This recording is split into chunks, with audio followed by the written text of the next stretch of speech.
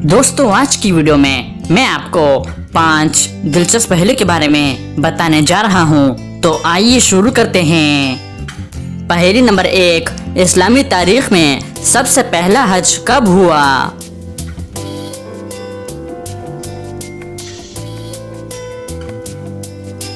इसका सही जवाब है 9 हिजरी को।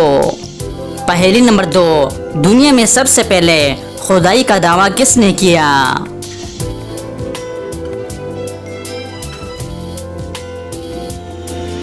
सही जवाब है नमरूद ने। पहेली नंबर 3, क्या आप जानते हैं कि जहाज का रंग सफेद क्यों होता है?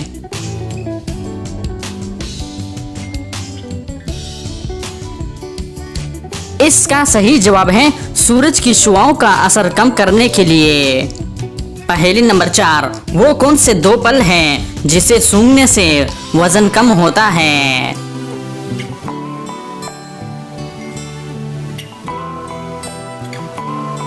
सही जवाब है केला और सेब। पहेली नंबर 5, आपकी वो कौन सी चीज है जिसे आपसे ज्यादा दूसरे लोग इस्तेमाल करते हैं?